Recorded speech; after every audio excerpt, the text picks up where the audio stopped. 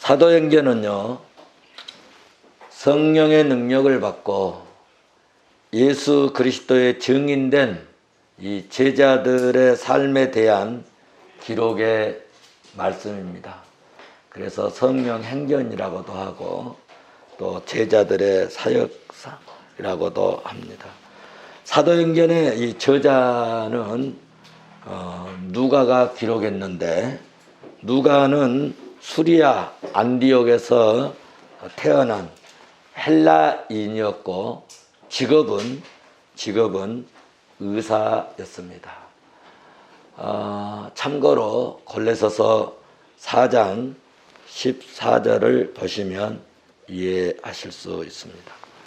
누가는 예수를 믿고 바울 사도가 이렇게 선교 사역을 시작했는데 2차 전도 사역 때 만나서 같이 이 전도 사역을 동역했고 또 빌립보 전도 여행까지 함께 참여할 정도로 아주 좋은 사도 바울의 동역자였고, 어느 정도 사도 바울의 사역을 도왔느냐 하면은 자기가 의사인데도 의사의 직을 아주 포기하고 바울 사도가 잡혀서 로마로 이제 끌려가 가지고 감옥을 가게 되는데, 이 옥중 생활할 때도 끝까지 이 바울 사도와 함께 했던 믿음이 있고 정말 믿음의 의리가 있는 좋은 그리스도인이었습니다. 우리가 그동안 교회론을 공부를 했는데, 교회론에서 아주 중요한 것은 교회는 예수 그리스도의 십자가의 피값으로 세워졌고, 교회는 건물이다? 교회는 건물이다? 아니다. 교회는 건물이 아니라 하나님께서 구원하시기로 작정된 자들이 성령의 역사와 하나님의 은혜로 부름을 받아서 예수 믿는 성도들의 공동체라고 말씀을 드렸습니다. 다시 말씀드리면, 죄 때문에 우리 인간이 멸망을 받을 그런 사람이 사망의 자리에서 생명의 자리로 불려나온 이 천국의 백성, 천국의 시민들이 모임, 이 에클레시아, 다시 말해서 이런 모임을 교회라 그렇게 하는 것입니다.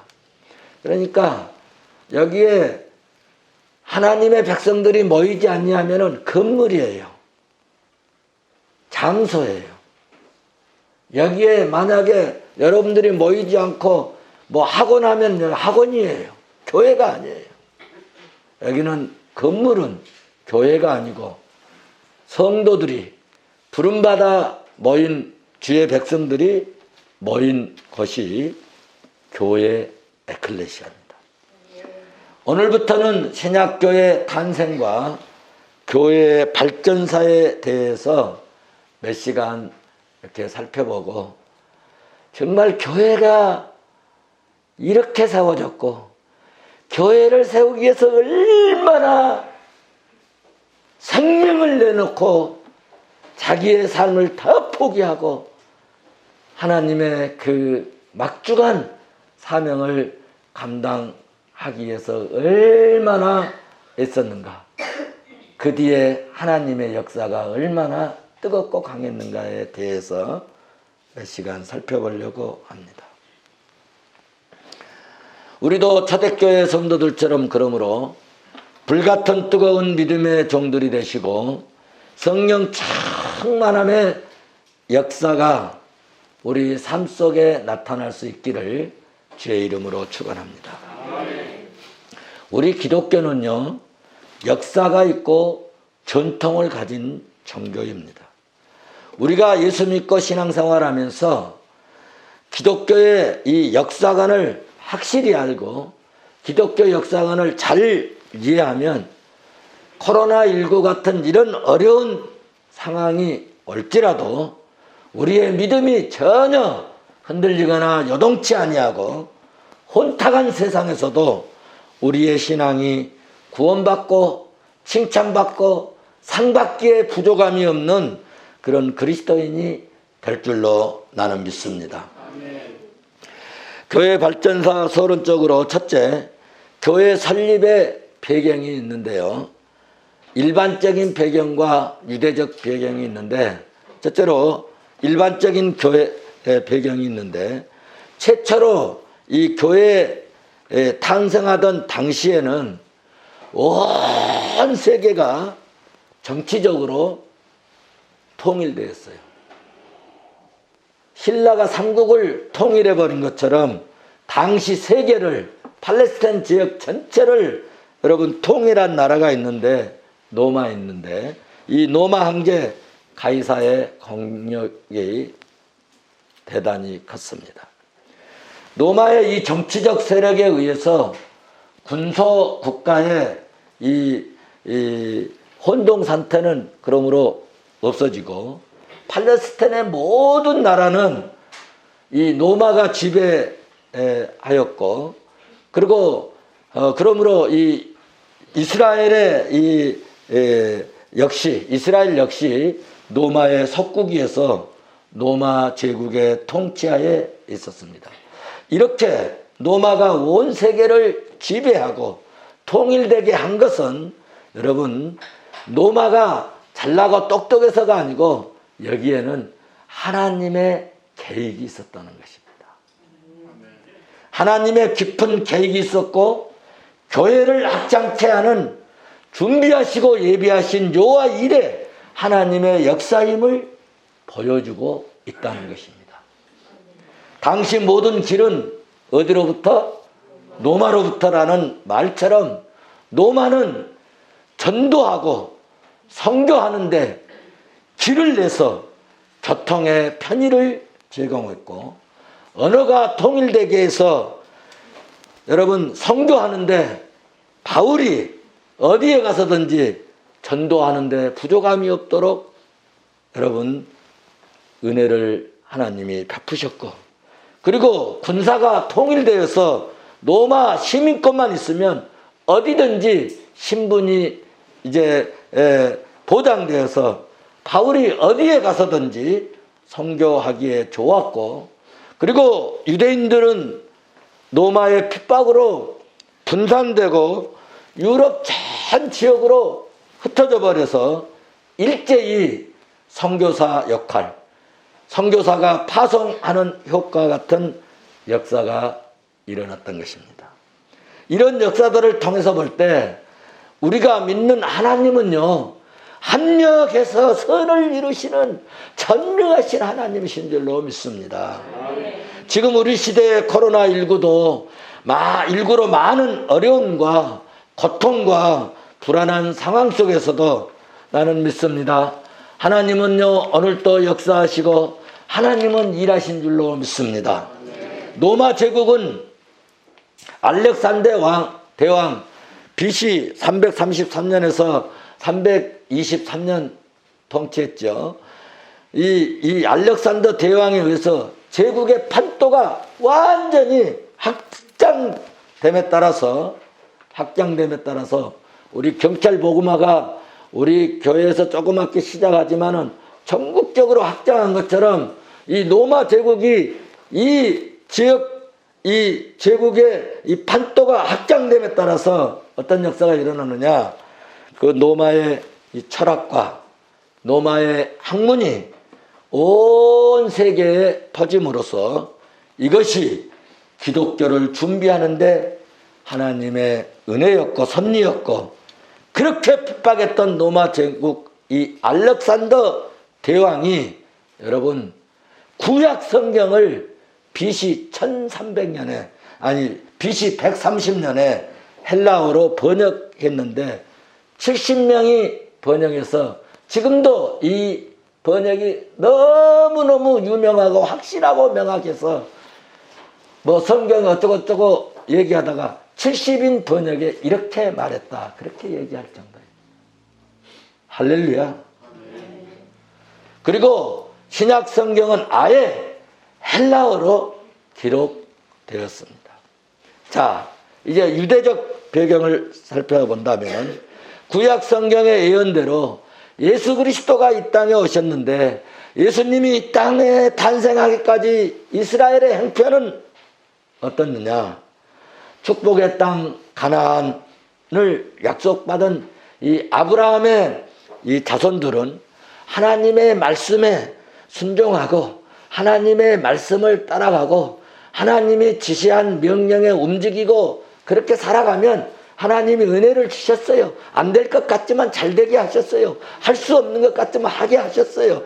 그런데 이렇게 하나님의 측량 못할 하나님의 은혜를 받고 축복을 누렸습니다. 그런데 아브라함의 자손들은 하나님의 언약을 어느 땐가 믿지 않습니다. 신뢰하지 않습니다.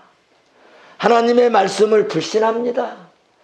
하나님을 섬기기보다는 우상을, 보이는 우상을, 사람들이 만들어 놓은 우상을 숭배하고 그때부터 자기 생각대로 살다가 하나님으로부터 매를 엄청 맞고 난 후에 이스라엘 국가를 형성하였는데 그 첫 번째 왕이 사울 왕이고 두 번째 왕이 누구죠? 다윗 왕이고 세 번째 왕이 솔로몬 왕입니다. 솔로몬 왕 때까지 하나님의 은혜로 이렇게 평화를 누리고 하다가 우리나라처럼 남북으로 갈라지는 비극이 일어났습니다. 분열되었는데 북쪽 이스라엘은 BC 721년에 아수르 제국에 완전히 멸망해버렸고 남쪽 유다는 BC 586년에 여러분 잘 아시는 대로 바벨론 제국에 의해서 완전히 무너지고 포로로 잡혀가고 그래가지고 586년 바벨론 멸망되었다가 몇 년 만에 70년 만에 다시 해방되어서 돌아와서 이제 나라를 건축하고 세웠는데 큰 나라 사이에 끼어 있어가지고 이 나라한테 쫄병 노릇, 저 나라한테 종 노릇, 저 나라한테 이렇게 예속되어 있다가 BC 63년에 로마 제국에 속하게 되어 예수님 탄생에까지 이르게 되었던 것입니다. 예수님 탄생 당시 유대인의 형편은 로마의 이 합경에 이 무지무지 시달리고 있었기 때문에 이스라엘 백성들에게는 간절한 하나의 소망이 있었습니다. 우리나라도 우리의 소원은 뭐예요? 통일. 우리도 소원이 하나 있잖아요. 이스라엘 백성들의 소원도 간절한 소원은 오직 로마 이 압제에서 제발 해방되었으면 좋겠다. 그런데 구약의 백성들, 구약의 선지자들을 성경을 통하여서 메시아를 보내준다. 메시아가 오실 것이다. 메시아를 보내주실 것이다. 그래서 그 로마의 지배와 핍박에 건져주고 구원할 메시아를 그들은 간절히 고대하고 애타게 기다리게 되었습니다. 그런데 그 당시에 종교 지도자들은 어땠느냐?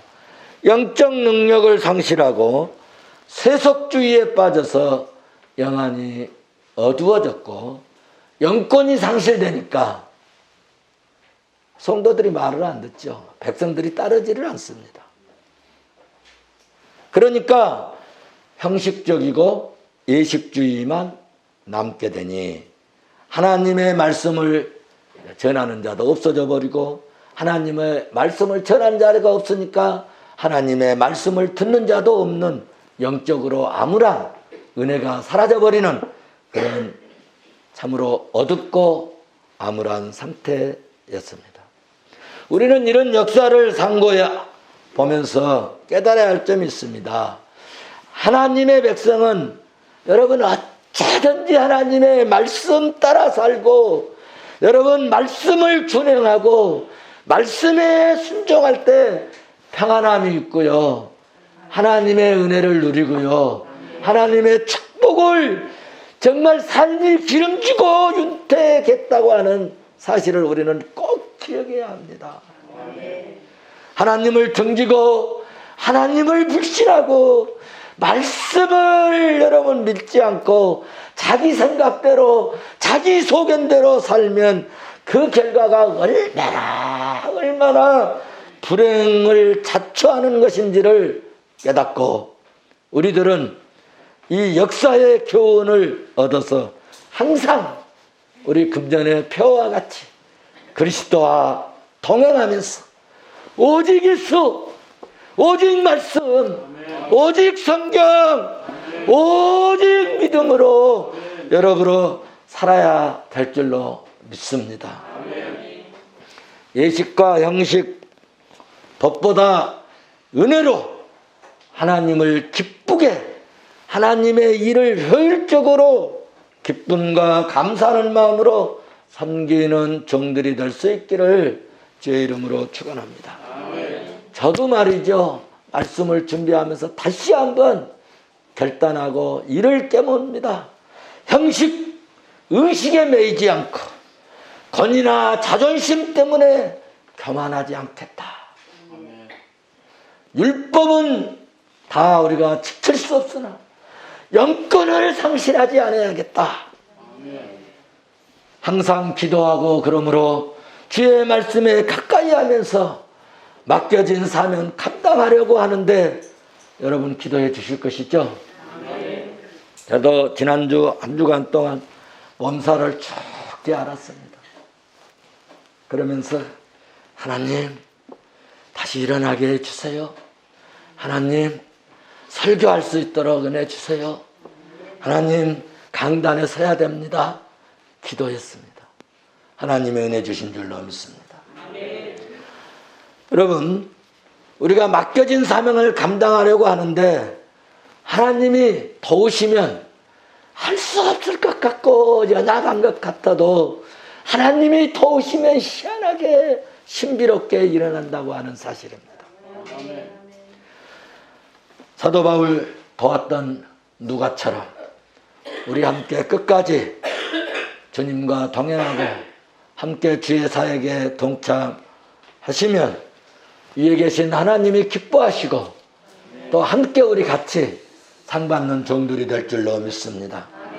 때가 되면 여러분 주님이 도우실 줄로 믿습니다. 때가 되면 주님이 축복하실 줄로 나는 믿습니다. 때가 되면 여러분 주님이 역사해 주실 줄로 믿습니다. 우리 모두가 함께 쓰임받을 수 있기를 주의 이름으로 축원합니다. 축원합니다. 이제까지 교회 설립 전의 배경을 말씀을 드렸습니다. 두 번째, 신약 교회의 탄생의 이제 배경을 한번 살펴보도록 하겠습니다. 신약 교회 탄생 제일 중요한 것은 예수 그리스도의 도성이신 인카네이션, 성육신, 예수님이 이 땅에 오셨다는 것입니다. 우리가 꼭 알아야 할 것은 예수 그리스도, 기독교의 복음 자체이고 예수 그리스도가 기독교의 근본이고 예수 그리스도는 기독교의 근원이 되는 줄로 믿습니다. 예수 그리스도는 삼위일체 하나님이시고요, 예수 그리스도는 만세 전에도 계셨고 창조주의 하나님이시고 우리 구원의 주님이십니다. 만세년에 계셨고 창조주 하나님, 구원의 하나님이신 예수 그리스도께서 성육신 하셔서 사람의 몸을 입고 이 땅에 오셨습니다. 예수 그리스도께서 이 땅에 오신 것은 역사적이나 시대적이나 우리의 신앙적이나 인간의 어떤 요구, 요청 이것 때문에 오신 것이 아니라 하나님의 절대적 주권으로 오셨다는 것입니다. 우리가 막 간절히 요구해서 간청해서 간절히 바래서 이래서 온 게 아니라 때가 되어서 하나님의 절대적 주권 계획 속에서 하나님 뜻 가운데 계획에 따라서 예수님이 오셨습니다. 이 예수님 오심이 뭐하러 오셨느냐? 교회 창립을 준비하러 오신 것입니다. 교회 창립 준비는 예수 그리스도께서 사역을 통해서 준비를 하십니다. 예수 그리스도의 사역이 뭐냐? 3년 동안 예수님이 막 복음을 전파하셨어요. 하나님 나라를 선포하셨어요. 그래서 하나님 나라 선포하실 때 갑자기 예수님이 30년 동안 요셉의 아들로 살다가 갑자기 하나님의 아들이라고 하니까 사람들이 믿어주질 않아요. 그래서 하늘에 하나님이 능력을 보여주는 겁니다. 권세를 보여주는 겁니다. 이적을 나타나게 하십니다. 기적을 여러분 나타나게 합니다.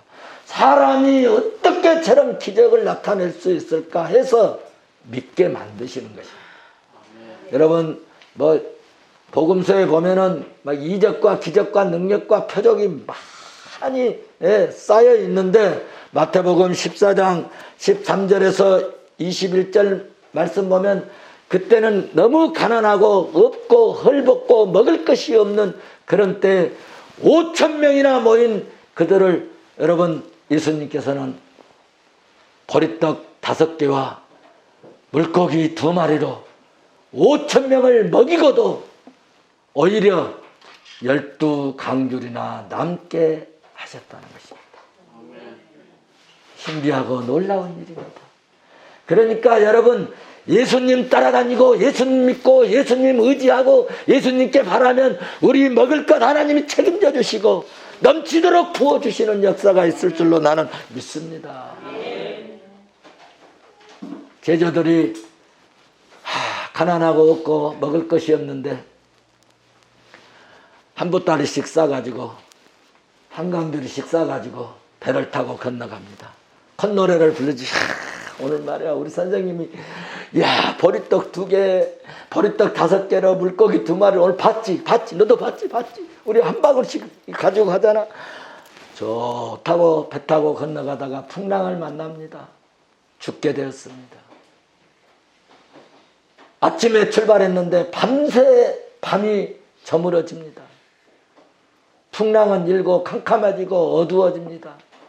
고생을 죽도록 하는 겁니다. 그렇게 여러분 뱃사공이었고 이 어부의 대장이었던 최고 어부의 이 베드로가 아무리 노를 쳐도 배가 움직이질 않는 거예요. 가지를 않는 거예요. 목적지를 향해서 갈 수가 없는 거예요. 여러분 인생은요 자기 깨, 자기 노력, 자기 지혜, 자기가 공부했다고 되는 게 아닌 겁니다. 주님이 은혜 주셔야 돼요. 어쩔 때는 자기 깨, 자기가 망해요. 자기 배운 것 때문에 망할 수도 있어요. 하나님이 은혜 주실 때 작은 것 배웠어도 크게 역사하실 줄로 믿습니다. 나는 우리 김기환 장로님 박사이기 때문에 늘 기도합니다. 하나님 붙들어 주셔서 위대한 박사 되게 하시옵소서. 작은 교회의 장로이지만 하나님 대한민국의 소문난 박사가 되게 해주십시오. 하나님 붙드시면 위대한 역사가 일어나고 우리 아이들이 많지 않지만 우리 아이들이 한국을 뒤흔드는 그런 아이들이 배출되도록 기도하고 있습니다. 하나님이 들으시면 역사하실 줄로 믿습니다. 이렇게 고생할 때 예수님이 밤에 걸어가십니다. 여러분 밤중에 걸어가다가 갑자기 뭐 없는데 뭐 나타나면 뭐같이 보여요? 귀신같이 보이잖아요. 그래서 제자들이 어떻게 보니까 유령 같다고. 그러니까 베드로가 얘기합니다. 선생님이십니까? 선생님이면 나를 명하여서 나를 물로 걸어가게 해 보십시오. 하니까 걸어오게 합니다. 베드로가요 사람이 걸어갈 수 없지만 주님이 명령해서 걸어오라고 할 때 물로 걸어가는 기적이 일어났어요. 할렐루야. 그런데 가다가 주님을 바라보지 않고 물결을 바라보고 풍랑을 바라볼 때, 환경을 바라볼 때 싹 물로 빠져 들어가는 참으로 이상한 역사가 일어났습니다.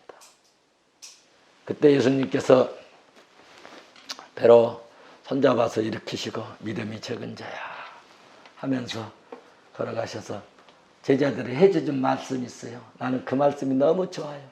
내니 두려워 말라. 내니 두려워 말라. 여러분 한번 받아서 합시다. 내니 두려워 말라. 내니 두려워 말라. 우리 옆 사람에게도 내니 두려워 말라. 내니 두려워 말라. 주님이 함께 하시면요. 주님이 함께 하시면 여러분 염려, 근심, 걱정, 두려움, 여러분 불안, 공포 예수 이름으로 다 깨 부셔버리기를 바랍니다. 아멘. 이것이 믿음인 것입니다. 할 수 없는 것을 하게 하십니다. 믿습니까? 아멘. 이렇게 예수님은 사역을 통해서 이적과 기적을 다 내셨습니다. 또 당시에는 병원도 없고 약도 별로 없으니까 환자들이 많았습니다. 특별히 흉악한 귀신들이 그렇게 많이 들려 있습니다. 마태복음 15장 여러분 22절부터 28절 가서 보시면은 두로와 시돈 지방에 한 여인이 예수님 찾아와가지고 선생님 내 딸이 흉악한 귀신이 들려가지고 있으니 제발 나 좀 도와주세요. 나 좀 도와주세요. 그런데 예수님이 아무 말씀 안 합니다. 그런데 여자는 선생님 다윗의 자손이 나 좀 도와주시라니까요. 그래 제자들이 선생님 여자가 저렇게 악을 쓰고 소리 시끄럽게 하니 좀 고쳐주셔서 보내버립시다. 그러니까 예수님이 하신 말씀이 있어요. 한 말씀도 하시지 않다가 24절 25절 여러분 보시면 자녀들의 떡을 개들에게 주지 않는다. 자녀들의 몇 절이죠? 25절 한번 보십시다. 같이 한번 보실까요? 대답하여 이르시되 자녀의 떡을 취하여 개들에게 던짐이 마땅하지 아니하니라. 근데 이 여자는 말이죠, 자기 딸 고칠 욕심에 부모들은 그런가 봐요. 맞습니다. 아마 웬만한 사람 같으면 아유 정말 자존심 상하네, 좀 고쳐보려고 왔더니 뭐 예수님 사랑 많다고 하더니 이거 뭐야, 사람 개 취급하는 거야, 누구처럼 개구리 취급하는 거야. 에이 추접해, 에이 치사해 갈 수도 있어요. 그런데 이 여인은요, 옳습니다. 27절에 그렇게 말씀하거든요. 여자가 옳소이다. 쟤들도 제 주인의 상에서 부스러기 먹습니다. 나도 그 부스러기 같은 능력 주시면 됩니다. 이런 이야기입니다. 그러니까 28절에 예수님께서 아주 멋있는 말씀하십니다. 내 믿음대로 될지어다. 그 시로 그때부터 그 딸이 나아졌다는 거 아닙니까? 여러분 믿음대로 되는 역사가 있을 줄로 믿습니다.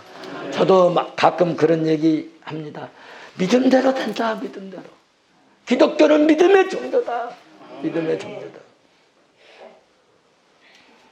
이렇게 예수님은 사역을 통해서 이제 하나님 나라 복음에 대한 것을 소개를 합니다.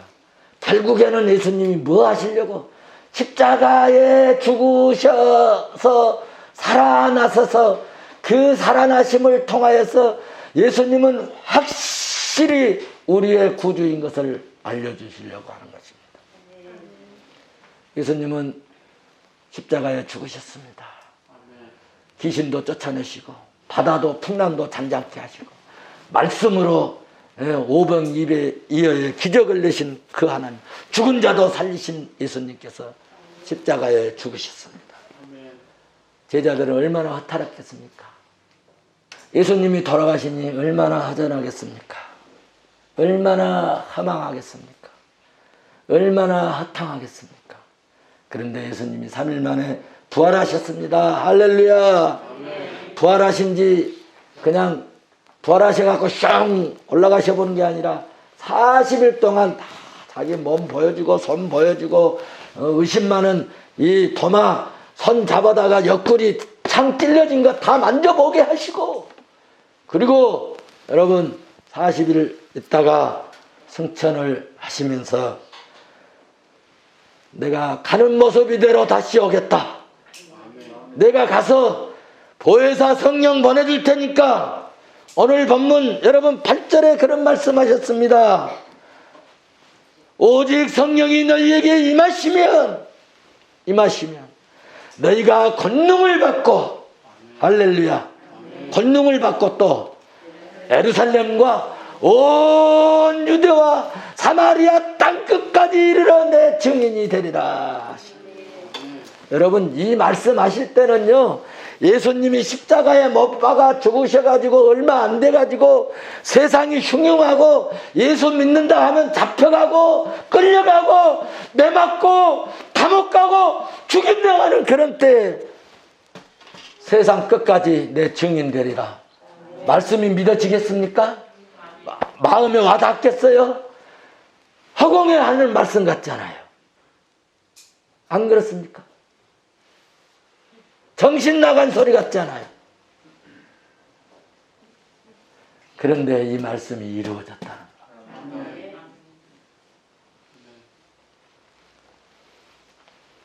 이렇게 말씀하신 성령이 사도행전 2장 여러분 1절부터 바로 한 장만 넘기면 성령이 오셨습니다. 오순절에 성령이 오셨습니다. 여러분 하늘로부터 급하고 강한 여러분 바람 같은 소리가 그 모인 12명 성도들에게 모인 그곳에 다락방 예배당에 가득하였고, 3절 보니까 마치 불이 같이 갈라지는 것이 보였고, 거기에 모인 모두 각 사람 이에 임하니라. 할렐루야. 오늘 우리에게도 성령의 뜨겁고 강하게 임하시기를 주의 이름으로 축원합니다. 오늘 말씀 듣는 우리에게도, 예배하는 우리에게도, 각각 우리 어린이에게도 성령이 임하시기를 주의 이름으로 축원합니다. 성도 여러분, 이렇게 성령이 임하심으로 비로소 교회가 창립되었다는 것입니다. 이때부터 사도들과 120 문도들은 예수 그리스도의 심장을 가지고 교회를 부흥시키기 위해서 내 것을 내 것으로 여기지 아니하고 가진 것 좀 있는 거 있으면 다 사도들 앞에 내놓고, 가난하고 없는 사람, 가난한 자, 굶주린 자들 위해서 나눠주세요. 이건 내 것 아닙니다. 주님의 것입니다. 아버지의 것입니다. 성전을 위해서 쓰십시오. 전도를 위해서 쓰십시오. 교회 성장을 위해서 쓰십시오. 하고 다 내놨습니다. 다 내놨어요. 교회를 부흥시켰고, 그러므로 성령 충만함을 입은 여러분 성도들은 예루살렘에만 머물러 있지 않고 땅끝까지 선교의 문을 열어버렸고, 마침내 생명의 말씀인 신약 성경을 기록하여 교리적인 뼈대를 세웠다는 것입니다. 나는 며칠 전에 국민일보를 봤는데 부천 어디 인천 어디 교회 목사님이 소천하셨대요. 교인들이 수천 명 모이는 교인인데 부목사 한 명도 없었대요. 지금 어떻게 하느냐? 목사님이 가르치는 성도들이 교회를 지금 운영하고 있다는 거예요. 그래서 저도 설교 노트 다 메모해 갖고 하면 얼마나 편하고 좋습니까? 간단하게 다 써놨습니다. 여러분 저 혹시 없으면 제 설교집 시작부터 지금까지 다 했습니다. 다 했어요. 누가 돈 좀 벌으셔가지고 누구 좀 모두 좀 잘 치는 사람 다 쳐서 설교 좀 내면 좋겠고, CD 만들면 좋겠고, 파일 만들면 좋겠고, 그렇게 해서 여러분 최석우 목사 하나님 나라 가도 제가 증거한 말씀을 여러분을 나누고, 여러분 제가 증거한 말씀을 가지고 붙들고 믿음으로 살면 여러분 믿음이 절대로 소멸되지 않을 줄로 나는 믿습니다. 사랑하는 성도 여러분, 이렇게 성령이 임하심으로 비로소 교회가 창립된 것입니다. 그래서 당시 교회를 세우고 신약 성경을 기록하기까지는 여러분 말로 다 할 수 없는 핍박이 있었고, 이제 뭐 2시간 3시간 이제 하면은 노막교회 세워지고 초대교회 세워지고 안디옥교회 세워진 거 이거 이제 우리가 살피려고 합니다. 그 당시 어떤 일이 일어났는가? 고난과 고통이 참 많았습니다. 교회가 그냥 세워진 게 아닙니다.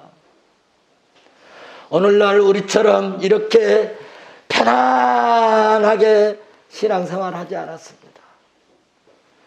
그때는 속수무책으로 짓밟히고 예수 믿는 것 때문에 여러분 죽임을 당하고 처형당하고 짐승의 밥이 되어버렸고 말이죠. 하역을 당하고 말이죠. 그러면서 교회를 세워간 거예요.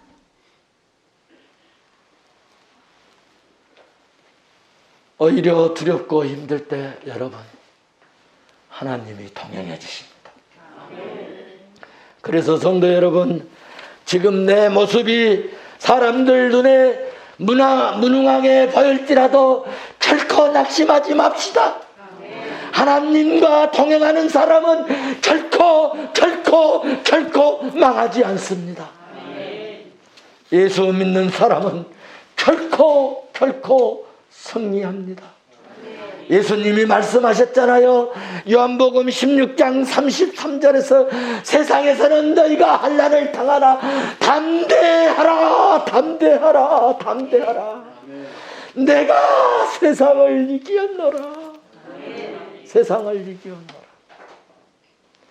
그렇습니다. 예수 믿는 가정, 예수 믿는 후손들 결코 망하지 않는다는 것을 나는 확신합니다. 지금 이스라엘 민족이 세계에서 강력한 민족을 이루고 성공했고, 핍박받던 민족이 물권, 금권으로 1등 국가가 되어버렸습니다. 사랑하는 성도 여러분, 오늘이 어린이 주일입니다. 우리 아이들에게 최고의 선물이 뭘까? 천국 복음이고 가장 귀하고 가장 귀한 선물은 예수 믿음입니다.